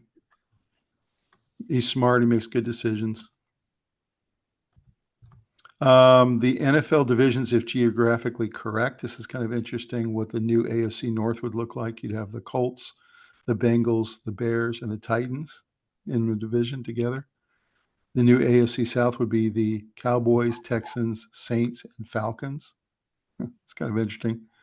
New AFC East would be the Buffalo Bills, the Patriots, the New York Giants, and New York Jets. The AFC West would be 49ers, both LA teams, and the Las Vegas Raiders. The New North would be Vikings, Green Bay, Cleveland, and Detroit. So only one change there. The new NFC South with the Panthers would be the Dolphins, the Jaguars, and the Buccaneers. It's kind of an interesting realignment. I like that too. NFC East would be the Baltimore Ravens, Steelers, Commanders, and Eagles. And then finally, the NFC West, KC, Arizona, Broncos, and Seattle Seahawks. So do you think that if they did this kind of realignment, it would create more rivalries that were more geographically placed? Absolutely. I think so too. So why, if it makes so much sense, do they not do it? Oh, I don't know. There are probably some important owners who are resisting it for one reason or another. You have to overcome the inertia of the billionaire owners. Yeah, because you have the Cowboys. Cowboys are in the NFC East. It makes no sense. They're much closer to LA than Washington. Yeah. Yeah. So I think you create better rivalries when everyone's closer together. do you think that one day they might just completely surprise us out of the owners' meetings and say we're going geographic to create some excitement? I don't know. I could see the Panthers and the Dolphins playing twice a year. Be kind of fun. I think they would like it. I think that the owners would monetarily like it. It would be cheaper to travel to and from games. Yeah. The all fans that. would get all geeked up for your division games, Right. I don't know. We do have a lot of traditional rivalries, though it would upset. So James Cook got his deal. We talked about that one. He's a very important piece for them. This was kind of interesting. So during the joint practices this week, the New York Giants defensive line was so dominant, very similar to the Dolphins this week. The Jets couldn't get a first down, essentially, because the Giants were putting Thibodeau, Burns, Dexter Lawrence, and a couple of other players rushing at Fields on every play. He was literally running for his life. And this was with starting linemen. It's not looking good. So, I mean, if you're Fields, do you go out and get yourself a life insurance policy? Yeah. It's I don't a know lot like what happened to Aaron Rodgers. I don't think they can protect him. You can see it coming, Tom. You can see it coming. Yeah, that's right. So this was McDaniel, essentially the signing of Matt Judon to a one-year deal. This was a big deal for them for depth. They think he may even end up starting some games too. So what's he was a good pickup, Judon? You thought as a Dolphin fan, do you think that was a big deal there? It was a nice pickup, yeah. Do you think they've completely addressed their defensive issues, or do you think they're still going to struggle? No, but they're going to have flashes. Mm-hmm. I think that was a big deal for them. I agree. This was pretty funny. The Raiders fans, they always get way overconfident. Geno Smith is going to finish what Rich Gannon started. Raiders are NWO of football. In other words, they're going to the Super Bowl, baby. Yeah. I have to say, Raiders fans are crazy fans. They really are. Oh my God, they are. They always have been. So this is pretty interesting. Lamar Jackson has been in the league 2 years longer than Joe Burrow. And Burrow was not in the playoffs the last 2 seasons. And he still has more playoff wins than Lamar Jackson. So, what is your... I think he's the best quarterback in football. But what is your sense for Jackson? Like, he's been in the league, essentially, he's been in the playoffs 4 more times than Burrow and has fewer wins in the playoffs. Like, how is this possible? I think Burrow's a better quarterback. Jackson's an absolute freak physically, and they think that's going to translate to lots of winning. The Ravens roster is incredible, and so it's kind of sad, but I think you're going to keep seeing them fall short. He's a regular season quarterback. That's what he is. Regular season quarterback. Yeah. And they go 13-4 every year, and then they flame out when they play the Chiefs. He's like a better version of Sam Darnold. Who are you going to bet when they play the Chiefs? And the Chiefs are 4-0 against them in the playoffs. So, yeah, I think Burrow is the second best quarterback in football. I agree, and he is just more clutch. Yeah, that's right. He just doesn't have the team right now to compete. That's the problem. He's running for his life, and he's still scoring touchdowns and having like perfect throwing percentage. And his defense is terrible. So yeah. So Jaguars' new kicker Cam Little, who nailed the 70-yard field goal, has never missed an extra point in his entire life. How insane is that? 129 for 129 in college. I know. How about this? Did you hear about the Cardinals kicker? What? He hit a 72-yarder in practice. Wow. 72-yarder. That's awesome. Yeah. So do you think this kid is going to start moving up the kicker charts a little bit? I mean, he's starting to get some notice. Yeah, he'll get some interest. I mean, the Jaguars have a really nice addition here. This guy can really kick. Yeah. Really important part of the game. This is an interesting segment we need to talk about. Colin Cowherd put out his final predictions for 2025 for each of the divisions. So you ready for this, Robbie? Yeah. First one is the AFC East. He's saying Bills, Patriots, Dolphins, Jets. Any problems with that? Dolphins and Patriots switch. That's fine. Okay. Dolphins and Patriots switch. I agree with that. I think Dolphins come in second as well. His North prediction in the AFC, Ravens, Bengals, Steelers, Browns. Yes. I agree with that too. I think he's got that one right for sure. South, he's got Texans, Jaguars, Titans, Colts. Yes. Yeah, I like that. I like that too. I think the Jaguars, as you said, are going to be a little bit better this year. They may even sneak into the playoffs at like 9-8, 10-7. Yeah. His West prediction, he has the Broncos on top, and he thinks the Chiefs are going to take a small step back, that they will be a wild card team. Come in second, Chargers third, Raiders fourth. I like that. I like that lineup there. I think that's about right. I think the Chiefs win the division again. I'm not betting against that coach, that quarterback, that Hall of Fame tight end, those receivers that have improved, and that defense, which is just stout. So until I see it happen, I'm going to put the Chiefs up top, Broncos second. That's fair. Yeah. NFC East, he's got Eagles, Commanders, Giants, Cowboys. He thinks Cowboys actually could be like a 5-win team this year. I think that's right. He thinks they really are one of the worst rosters they've had in a long time.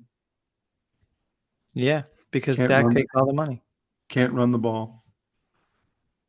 So I think that's right too. I think the Giants will be a little bit better. North is Packers, which was surprising, over the Lions. He thinks the Lions may take a slight step back. Packers, Lions, Bears, Vikings. Vikings in fourth. I was like, whoa. Nope. I think that's crazy. I think Lions win it, Vikings second, Packers really close third, and Bears bring up the rear. I like Lions to edge it. I'm not sure who comes in second. It may be the Packers, it may be the Vikings. It depends who gets the better quarterback play. I don't know what we get with J.J. McCarthy until I see it for a couple weeks. If I had to bet right now, I'm going to say Packers. I think they're going to have a pretty good team this year. But all three of those teams likely to get in the playoffs. South, he's got Bucks, Falcons, Panthers, Saints. I think Panthers are better than the Falcons. Me too. I like Bucks, Panthers, Falcons, Saints. I think the Panthers will be right on the border of playoffs, maybe 9-8. They're kind of like a 9-8 type team. Yeah. Chuba. And then his West prediction, this was maybe the most shocking. He's got the Seahawks up top. No way. He's got Rams, 49ers, and Cardinals. I think 49ers win it. Rams are second. Seahawks third. Cardinals fourth. I agree. I'm with you on that. I think 49ers are back. 49ers are back. They win it, and I think the Rams are going to struggle with Stafford all year. He's going to be in and out of the lineup. But I think they do end up coming in second, and then I think Seahawks in third. But I do think the Seahawks are going to be better this year. I like them kind of like a 9 They'll and be 8 or decent. so. They'll be like 8 and 9, 9 and 8, somewhere in there. They're not going to be terrible. So he's got some real shockers here, as you can see. Pretty interesting. Some other news. The Michigan penalty came down for their cheating scandal. Yep. Harbaugh cannot be a college coach between now and 2038. There's a lot of really big scandal and controversy around this decision because what they essentially did was punish him and not punish the school, which a lot of people think is very unfair. They did pay with some scholarships this past year, but essentially this coming up year, they're completely restored, and the school gets away with what they supported, which looked like some cheating scandals. What are your thoughts about them pointing this punishment towards him and what as he carries in the NFL? I think it's the only way to do this because you don't want to punish the kids. Mm-hmm. I don't see how you don't But end up. Don't you have to find a way to punish the school a little bit somewhere? I mean, it just seems. It depends on how much they were involved in it. I don't know. I think generally I'm really nervous about vacating championships and all this stuff when you're punishing the kids. I don't know. I understand that. There must be some penalty you can do to the school that wouldn't hurt the kids, because this just seems a little bit out of whack to me, that the school got nothing, that Harbaugh's taking all of it. I think you could probably come up with something, but I can't think of anything that would be effective or warranted. Right. I don't know. It feels a little bit skewed to me. So this talks about why I think it's so skewed, and that is that USC, for very similar violations, was punished with a 7-year, 2-year bowl ban, 30 revoked scholarships, 14 vacated wins, 1 vacated title, and 1 vacated Heisman, and the end of a dynasty because of what Reggie Bush's parents did.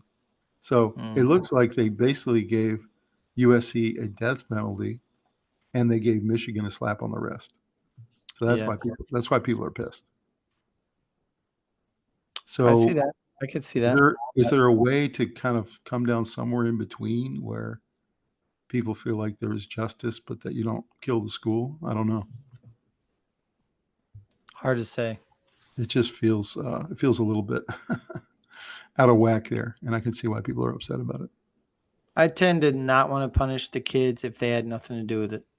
Mm-hmm. True. Next one is things people saying about me about this game I had last year against them. So I'm definitely hungry for this one. And that is around Jeremiah Smith, who's completely locked in for the season opener against number 1 Texas. Mm-hmm. And the reason he's saying that is because last year he only had 1 catch for 3 yards in the Texas game. Yeah, that was wild.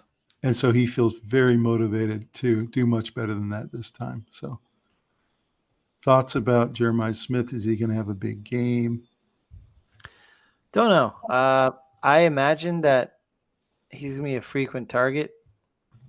He's the best player in college football. But he's not going to have 1 catch for 3 yards. I think he'll do better. I wouldn't think so. I would think they would get all kinds of plays in there that move him around and get him the ball, give him opportunities in space to take it upfield. So I don't know. I think he's going to have a big game. 100%. Yeah. So this is interesting. It cannot be overstated how bad Carson Beck is at playing the quarterback position. The Miami Hurricanes may have the biggest QB downgrade in the entire FBS this offseason, from Cam Ward to this. That's a little harsh. I don't know about that. You think this is a little bit overstated? Yeah, I don't agree. I mean, I'm not a huge Beck fan, but I also don't think he's terrible. I mean, it is a downgrade, though. He's got a good arm. He's not Cam Ward. I mean, we can agree with that, right? No, yeah, he's not.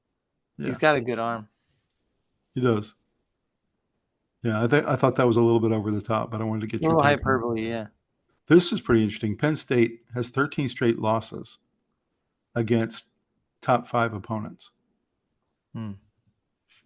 So not all this hype about Penn State's going to win the Natty this year, it is a little bit hard to stomach that when they Yeah. can't win the big game. And you always talk about that's a little overstated, but I don't know. 13 straight? It's a little overstated. Are they going to be able to get this off their back? This is a big monkey on their back. Every time they go into a big game, they lose. Yeah, remember all those times Michigan would lose to Ohio State? Yeah. Until they didn't. Right. So I'm asking you, are they going to do it this year? Are they going to be national champions? Or are they going to win a top 5 game this year when they play either Ohio State or Texas or one of the big ones? Yeah, I think they're going to have a nice big win somewhere. Yeah, for sure. They're a very good team. They've been recruiting They're going to well. break this streak eventually. It's not going to be a streak forever.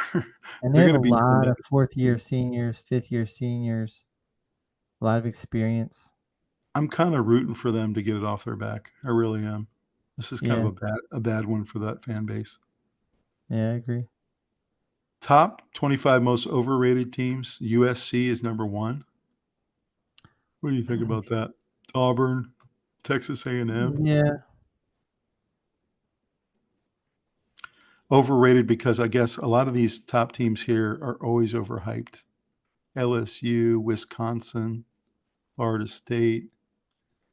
A lot of these teams get overhyped and then they always disappoint. You got UNC at 12. So. Yeah. Some of these teams I don't think are overhyped. Georgia, Alabama. These are not overhyped. Notre Dame. Yeah. But these first couple I could go with. Arch Manning is going to be the most dynamic quarterback we have seen, perhaps in a generation, says Paul Feinbaum. So do you think he could be that good? I do. It's in his DNA. His work ethic is well documented now. He's got a really good demeanor. He's able to shake off bad plays and then act like they didn't happen. He's in a stable environment where he chose to stay instead of chasing money. And he's been getting a lot of good advice from his family members who are all, Hall of Famers. Yeah, I think he's, I think the best thing you can do is doubt him because he's going to want to prove you wrong.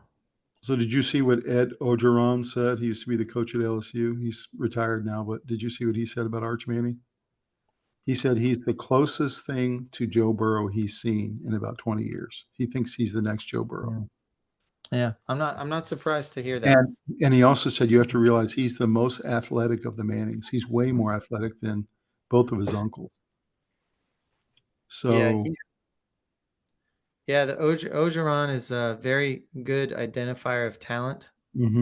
I heard an interview of him today talking about when he got Reggie Bush. That was an interesting story. If he's Joe Burrow this year, they're going to win the Natty, and he's going to be the number 1 pick. That's what's going to happen. Yeah, I agree. We'll see. We haven't seen it yet, but it'll be interesting. Flashes. So here's our 2-part question of the week, guys. Our subscriber challenge. The first one is: which NBA team do you want? Do you want Team Blue with Joker and Kevin Durant and Kobe? Do you want Team Yellow, which are essentially the Lakers plus Steph Curry? Or do you want Team Red with MJ and Joel Embiid and James Harden? Who do you want? Blue, yellow, or Team Red? Robbie? Oof.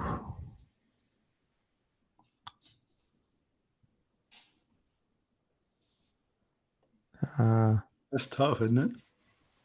Yeah, it's pretty tough. Modern NBA, or can they play defense? Play defense. I'll take Jordan and Embiid. That's what I'm going with. But Any team that Jordan's on, I'm taking. I'm sorry. but if you look how they match up, if Yeah, they can't play hard defense, I wouldn't take those three. I would take Team Yellow over Team Blue. I would take them over Team Blue, but I'm taking Team Red. I'm going with Jordan every single time. Yeah. So another thing to the right here is kind of interesting, a quote by John Stockton when he talked about the current NBA. He said, it's just softer. Guys can take 20 days off, load management. Yeah, Imagine right. telling your dad, I'm going to take a few weeks off of work. But these guys do it all the time. No, So I agree with that. do you agree with Stockton that today's NBA is just softer? Yeah. Yeah. I mean, with who would argue against that? So these old school guys, but they're soft, yeah, he's not saying they're not talented. They're very talented. But he's just Yeah. saying these old school guys look at the current NBA and they just shake their heads. Like, these guys are taking 3 weeks off. Like, what? Yeah, that's crazy. They didn't even take a game off. He didn't take a game off for like 20 years. Yeah, no, you have to be hurt. Yeah. So second question of the week, guys, is who will lead the league in total TDs in 2025? Here's how it came out last year. Josh Allen led with 85. Lamar was 74, and Baker was 73. Who do we think is going to lead the league in touchdowns this year? Robbie? By the way, this is why I always try to get Josh Allen in the fantasy draft, because he gets 3 every game. It's crazy. Yeah. I don't know, man. I kind of think Baker Mayfield might get it. You do? Yeah. The Bucks are going to have a lot of offensive weapons. And they're in a bad division. I think it's going to be either Josh Allen or Joe Burrow. I think one of those two guys will be the leaders this year. I'm afraid Burrow's going to get dinged up. Yeah. So I'm going to go with Josh Allen again. I just don't think anybody can touch him right now in production in the regular season. Yeah.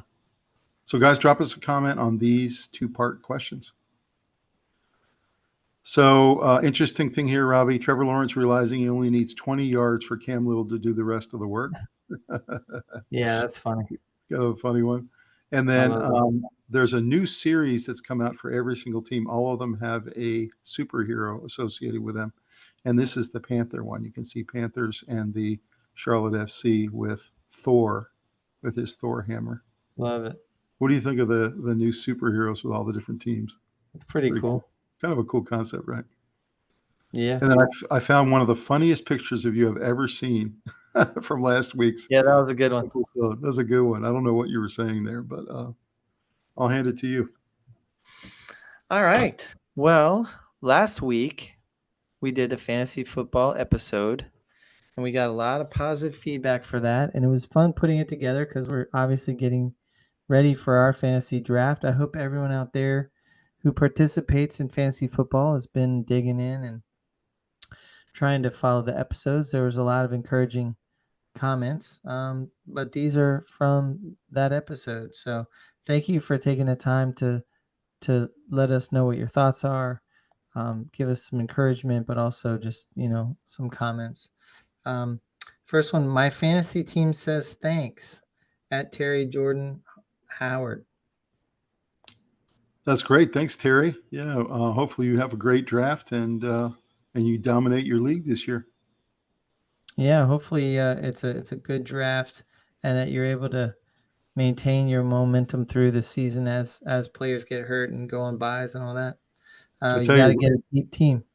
I'll tell you, Rob has his hands full. He's got a bunch of different teams to manage. So yeah, it's probably not going to be pretty. All right. Well, thanks, Terry Jordan Howard. The next one is Sports Guyz podcast on point again.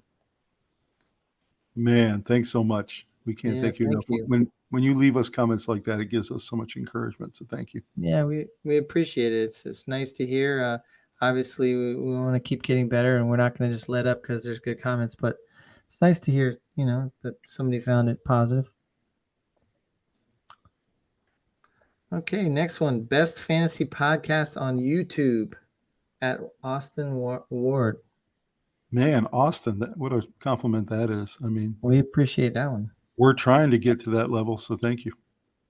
Yeah, we're just having a good time, and we're doing what we always have done, and we're hoping to be a little entertaining and hopefully a little educational, a little exchange of ideas, and telling you our perspective.